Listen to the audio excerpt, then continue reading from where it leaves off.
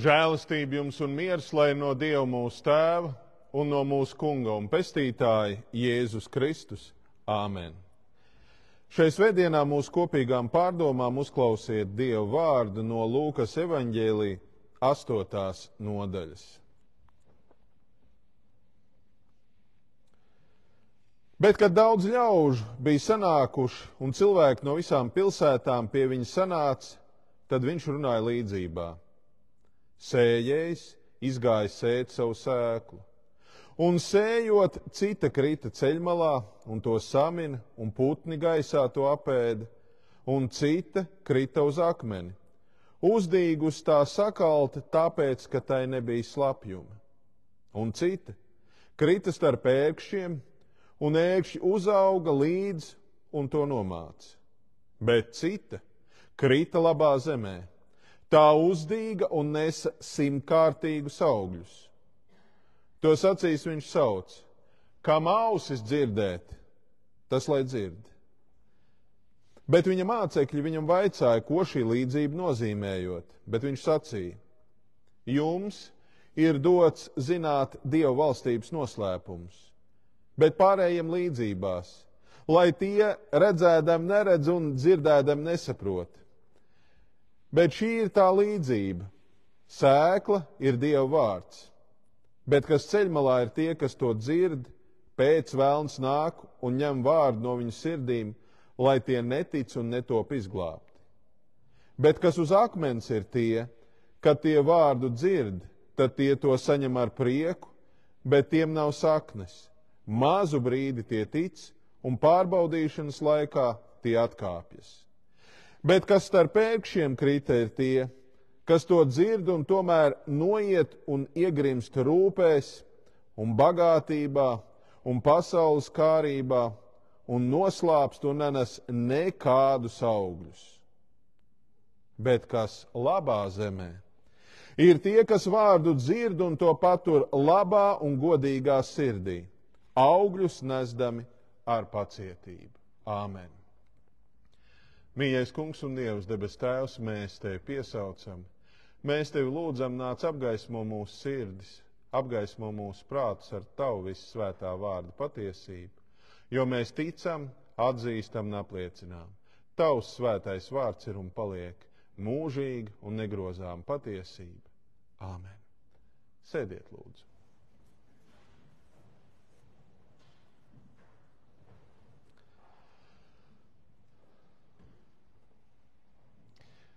Mēs zinām, kā dzīvais, tas, kas nāk no zemes, transformē vidi un kā maina visu to ainavu, kāda tā izskatās. Mēs šeit Latvijā esam pieraduši, ka mums ir visur viss zaļš. Varbūt tagad ne tik ļoti zaļš, bet vasarā, parasti mēs cīnāmies ar zāli, tā aug visur, pat caur asfaltu, un viss ir zaļš un viss ir skaisti. Bet ja mēs braucam kaut kur tuvāk ekvatoram vai kaut kur tuvāk tai vietai, kur dzīvo Jēzus, tad tā aina ir pavisam citādāk. Tā dominējošā ainava ir tāda, kad ir smiltis, klintis, akmeņi. Ja kaut kur ir kaut kas zaļš, tad obligāti mēs varam pilnīgi droši teikt, ka tas ir zaļums, kas tiek kultivēts. Jā, zināmos laikos arī tuksnesī var ieraudzīt kaut ko zaļojošu un plaukstošu. Tuksnesī tas notiek tad, kad tās retās reizes, kad uzlīst lietus, un arī tajās zemēs, kur vairāk ir klintis un smilšaina augsne, arī tur tas notiek lietu sezonas laikā, kad viss aug un sazaļo. Bet pārējā laikā aug, zeļ un zaļo tikai tas, kas tiek kultivēts. Īstenībā šīs dienas Dieva vārds ir tieši par to. Dievs sēj savu vārdu. Un Dievs sēj savu vārdu, un Dievs grib, lai viņa vārds krīt kultivēta augsnē. Mūsu sirdis ir tā augsne, kurai ir jāuzņem dzīvais Dieva vārds. Ja runa ir par Dieva vārdu, tad nevelti šeit mūsu kungs un pestītājs Dieva vārdu salīdzina ar labības ar sēklu. Sēklā ir visas potences, lai nestu augļus. Tur ir absolūti viss, kas nepieciešams, lai no šīs sēklas uzaugtu stiebrs, no stiebra vēlāk vārpa, un no vārpas jau daudz graudu. Šajā sēklā ir viss, iekodēts viss ģenētiskais materiāls, barības vielas startam, un viss tur ir. Bet mēs zinām, ka sēkla, lai kāda tā arī nebūtu, ir jāmet vai jāsēj vai jāieliek atbilstošā vidē un atbilstošā augsnē. Tagad sākas lēnām tas laiks, kad lielveikalos, pat saimniecības preču veikalos parādās tādi stendi ar tādām mazām paciņām. Un tajās paciņās ir daudz un dažādas sēklas. Un tad zaļie pirkstiņi jau niez daudziem, jau kā saule uzspīd, sniegs nokūst un jau gribās ielaist rokas zemē. Un mēs zinām, ka tur tajās mazajās papīra paciņās, kur ir sēklas, tur ir tā dzīvības potence, tā augšanas potence. Un cik interesanti, tas tā vienmēr brīnumaini, kā Dievs ir iekārtojis šo pasauli. Tur ir maza sēkliņa. Bet no tās mazās sēkliņas var izaugt garš tomātu stāds ar daudziem tomātiem. Vai no tās sēkliņas var izaugt vesels koks vai krūms. Tā sēkla ir ārkārtīgi niecīga un maza, bet tas, kas no tās sēklas izaug, vienmēr pārspēj sēklas lielumu 100 reižu. Dažkārt pat 1000. Bet arī tādi, kuri nav dārznieki un kuri varbūt neko daudz no zemes kultivēšanas, sēšanas un stādīšanas nesaprot, tādi kā es, saprot to, ka zeme, jeb augsne ir jāsagatavo. Tā ir vesela zinātne. Skābums, tur un vēl dažādi parametri, auglības, tur slāņa biezums un kas tik tur viss vēl nav. Man kādreiz likās, es tā domāju, ka jebkurā augsnē var iesēt vai ielikt jebkādu sēklu un augs jebkas izrādās, nē. Vieniem augiem patīk tāda augsne, citiem šāda. Bet jebkurā gadījumā princips paliek nemainīgs. Sēklai ir jāatrod atbilstoši auglīga augsne. Bet ar to arī viss vēl nebeidzas. Nav tādas izplatītas prakses, ka cilvēks kaut ko iesēja, iestāda, un pēc tam vienkārši pēc mēnešiem atnāk un novāc ražu. Varbūt ir kādas kultūras, es iespējams nezinu, ar kurām tā var. Ielika zemē, aizmirsi, atcerējies, atnāca novāc. Dažreiz tā gadās, ka tu esi atstājis kartupeļus laukā vai kaut ko tādu, vai kaut kas spontāni iesējis. Bet parasti viss, ko mēs gribam izaudzēt un nonākt pie kaut kādiem augļiem, ir jākultivē. Šīs dienas evaņģēlijs ir par to, ka mūsu sirds ir augsne, kura ir jāsagatavo Dieva vārda uzņemšanai. Un šīs dienas evaņģēlijs rāda, ka cilvēku sirdis mēdz būt dažādas gatavības pakāpes, un cilvēku sirdis attiecībā pret Dieva vārdu var būt dažādas. Piemēram, cilvēka sirds var būt kā tāda akmeņaina ceļa mala. Akmeņaina ceļa mala pilnīgi rezistents pret Dieva vārdu, absolūti neuzņēmīgs, absolūti negatavs dzirdēt neko, kas nāk no Dieva. Un ceļa mala ir tā vieta, kur agrākos laikos staigāja cilvēki un brauc pajūgi, mūsdienās brauc mašīnas, un ceļa malā dzīvojās putni. un to, kas izkrīt no mašīnām vai no cilvēkiem un ir ēdams un derīgs, putni apēd. Un tur ir tā divkāršā bīstamība. Tātad, ja tava sirds vai mana sirds vai mūsu sirds būtu kā ceļmala, tad viena bēda ir tāda, ka sirds ir nepiemērota, lai tur kaut kas augtu. Otra bēda ir tā, ka velns nozog Dievu vārdu no tās sirds, kura nav gatava to sevī uzņemt. Dieva vārds ir jāiekļauj, jāapslēpj savā sirdī. Ja tur Dieva vārdam nav vietas, ja tā ir kā akmeņaina ceļmala, velns atnāks, izknābās un aiznesīs to no cilvēka prom. Vēl cilvēka sirds mēdz būt kā akmens. Mēs taču paši sakam citreiz, ciets kā akmens. Sirds ir cieta kā akmens. Bet akmenim ir vēl kāda cita īpašība. Akmens sasilst. Saulē sasilst ļoti labi. Un Jēzus skaidrojot līdzībā, kā tad ir ar to sēklu, kā tad iet tai sēklai, kur uzkrīt uz akmens, tad pirmā reakcija ir pozitīva. Tātad sēkla dabūs siltumu. Siltums ir viens no priekšnoteikumiem, kas sēklai vajadzīgs. Tā varbūt izdzen pat kaut kādu dzinumiņu ārā. Tur kaut kāds mitrums pa virsmu uz akmeņiem jau arī kaut kāds kondensāts sakrājas, kaut kāds mitrums. Bet putni tur nav, bet vietas, kur iesakņoties saknei, arī nav.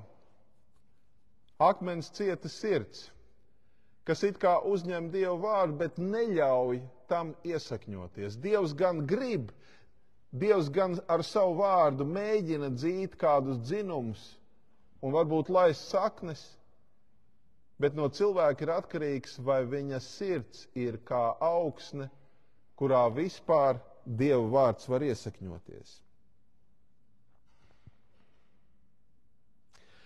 Jēzus skaidrojot par šo cieto sirdi, viņš saka, jā, tas Dieva vārds it kā tur iekrīt, bet pārbaudīšanas laikā tie atkāpjas. Ko nozīmē pārbaudīšanas laiks? Pārbaudīšanas var būt dažādas, bet jāsaka tā, neviena cilvēka nav tāda, kuru ticība un paļāvība uz Dieva vārdu, un pats Dieva vārds, kurš netiktu pārbaudīts ar dažādiem kārdinājumiem un uzbrukumiem. Citam šie pārbaudījumi var būt lielāki un smagāki un sāpīgāki. Piemēram, kā pirmajiem kristiešiem, tas var būt jautājums, vai nu dzīvo vai mirsti, vai nu dzīvo ar Kristu līdz brīdim, kad tev, es nezinu, nogalinās, tevi izbaros lauvām, atņems tev dzīvību, ja tu gribi dzīvot ar Kristu, vai arī atsakies no Kristus un dzīvo savu laicīgo dzīvi.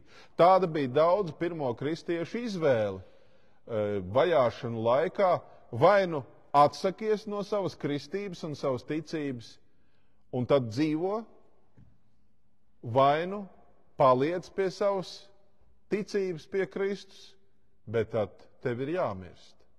Es domāju, ka lielākai daļai no mums šādas skarbas izvēles, paldies Dievam, nav. Bet tomēr katram no mums ir jāizvēlas. Un ir tādi brīži dzīvē, ka tev ir jāizvēlas vai nu būt ar Kristu, pār Kristu, ar ticību un par ticību, vai iestāties pret, vai nu tuvoties Dievam, vai nu atkāpties no viņa.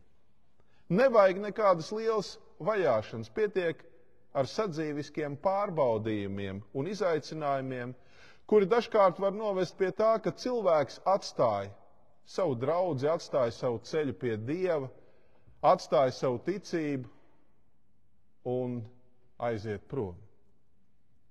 Dieva vārds nav atradis vietu, kur iesakņoties viņa sirdī. Nākamā vieta, kur krīt Dieva vārds, un nākamās sirdis var būt kā ērkšķi. Es domāju, tā ir tāda vissaprotamākā vide, vissaprotamākais konteksts, kurā tas Dieva vārds iekrīt, jo Es domāju, ja mēs skatāmies uz savām sirdīm, mēs, kas esam šeit dievnamā, droši mēs varētu teikt, velns nav nozadzis Dievu vārdu no mūsu sirdīm. Ja viņš to būtu izdarījis, mēs te neviens nesēdētu.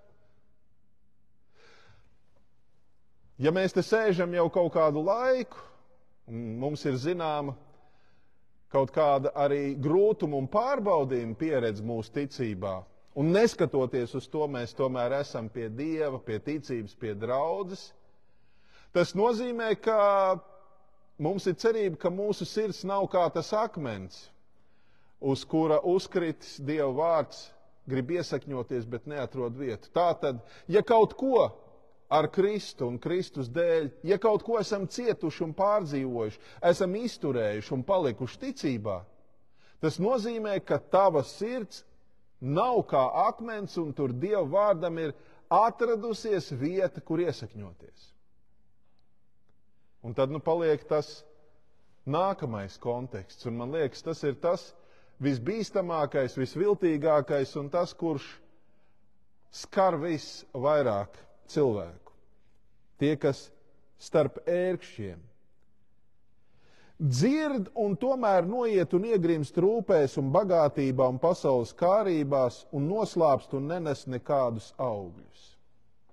Redziet, viena lieta ir tā, ko mēs redzam. Pirmais grauds iet bojā. Ceļmalā, putni noknābā, aprī, velns, viss tur nekā nav. Otrais, tur kaut kādas dzīvības pazīmes parādījās. Kaut kāds asniņš izdīga, kaut kas tur dzīves sakustējās, bet saule piebeidz, jo saknēm vietas nebija. Tas ir tas, kur viss izbeidzas. Bet šī starp ērkšķiem ir tā, kur it kā neizbeidzas. Jo starp ērkšķiem, kāpēc tie ērkšķi aug? Zeme jau tur ir starp ērkšķiem. Tur kaut kāda augsne ir, tur pat ir pēna bišķīt, tur neizkalst. Un starp ērkšķiem arī var izdzīt dzinumu, izdzīt sakni, izdzīt stiebru un lapiņas var izdzīt. Bet ērkšķi ir lieli. Ērkšķu krūms apņem visu, nedod sauli, nedod siltumu, nedod telpu. Un mēs zinām, ka augi, tad, kad tos stāda, sēj, tur, zinām, retināšana ir jāveic. Un tad, kad pārāk cieši viens ar otru, tur vājākie neizaug. Un ērkšķis, acīm redzot, ir stiprāks, lielāks. Nu, ne jau par Dieva vārdu, bet par to cilvēku sirdi, es domāju. Dieva vārdā, kā jau es sākumā teicu, ir visas potences, viss, kas ir ielikts un iekodēts, lai nestu daudzkārtīgus un bagātīgus augļus. Tur viss ir iekšā. Šim Dieva vārdam vajadzīgs nonākt atbilstošā augsnē, atbilstošā vidē, sagatavotā, kultivētā, Dieva vārdam atvērtā sirdī. Vai tie, kas krīt starp ērkšķiem, ir šīs atvērtās sirdis? Jēzus saka, nē. Viņi vārdu dzird, tomēr iegrimst rūpēs, bagātībā, pasaules kārībās un noslāpst un nenes augļus. Sēklas mērķis ir nest augļus, nevis vienkārši iztīdzēt, izzaļot un iznīkt. Dieva vārda mērķis ir tavā un manā sirdī iesakņojoties nest augļus nevien tavā dzīvē, nevien tev blakus esošo cilvēku dzīvē, bet Dieva vārda iesakņošanās mērķis un uzdevums ir nest caur tevi, caur mani, caur mums, augļus arī plašāk pie citiem cilvēkiem. Un te, protams, ir tā Dieva vārda brīnišķīgā iedarbība, brīnišķīgais potenciāls, ka tie augļi pie tevis un manis, pie katra no mums var būt dažādi. Bet tas svarīgākais, ko Dieva vārds mums pasaka, augļiem ir jābūt. Ja tā sirds augsne ir laba, ja ēkšķi ir izrauti un izravēti, tad augļi būs. Un te mēs nonākam pie vēl vienas svarīgas lietas. Ne tikai ir jābūt labai un pareizai augsnei, Bet tam, kurš kultivē šo augsni, ir jānovāc viss liekais, kas traucē tam Dieva vārdam augt un izplasties. Tavā dzīvē, tavā sirdī, tavos vārdos un tavos darbos. Padomāsim par šo. Vai manā sirdī nav kādi ērkšķi? Vai manā principā auglīgajā sirds augsnē, kur Dieva vārds jau ir iesakņojies, jau aug, vai līdzi neaug kādi ērkšķi, kas varētu šo svēto Dieva vārdu, kurš varētu manā un tavā un mūsu dzīvē nest daudzkārtīgus augļus, tomēr nomāc?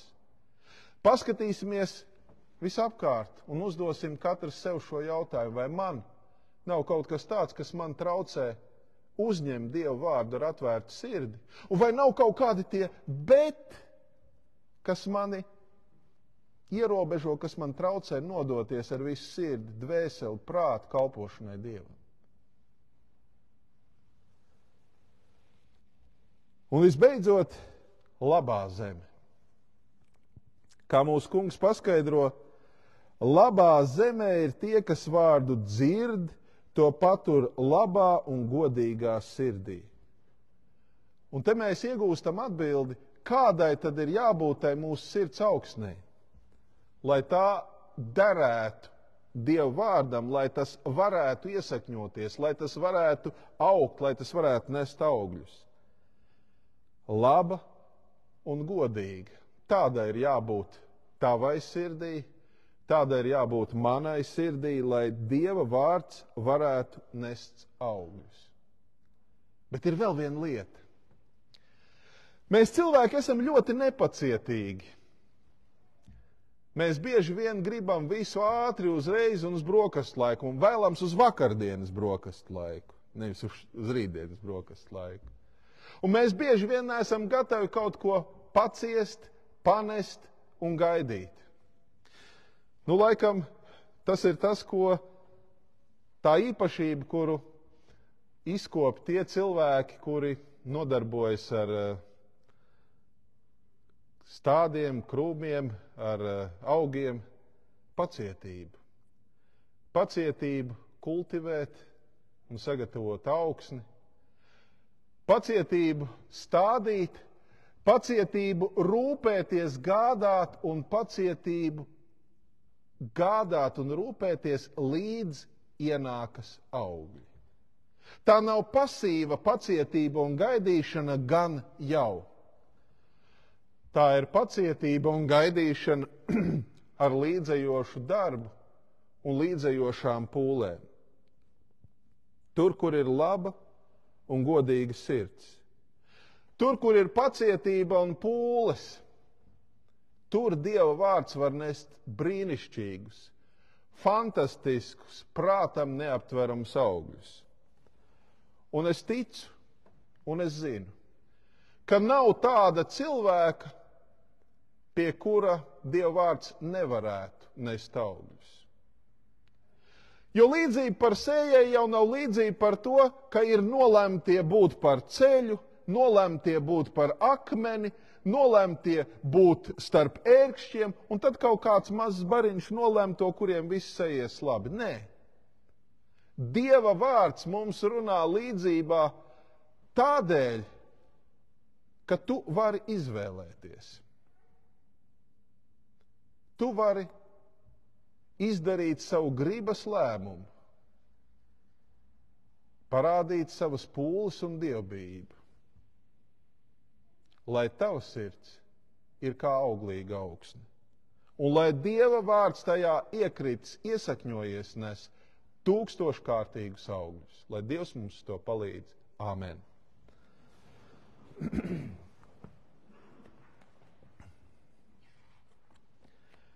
Apliecināsim vienprātīgi mūsu svēto un kristīgo ticību. Es ticu uz Dievu Tēvu, visu valdītāju, debesu un zemes radītāju, un uz Jēzu Kristu, Dieva vienpiedzimušo dēlu, mūsu kungu, kas ieņemts no svētā gara, piedzimis no jaunavas Marijas, cietis zem Poncija Pilāta, krustā sists, nomiris, aprakts, nokāpis ellē, trešajā dienā augšām cēlies no mirušajiem, uzkāpis debesīs, sēdies pie Dieva, visu valdītāju Tēva labās rokas, no kurienes viņš atnāks tiesāt dzīvos un mirušos. Es ticu uz Svēto garu, vienu svētu kristīgu baznīcu, svēto sadraudzi, grēku piedošanu, miesas augšām celšanos un mūžīgo dzīvošanu. Āmen!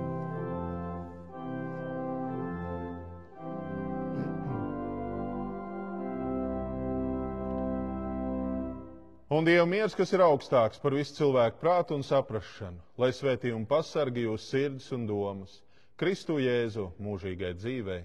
Āmen!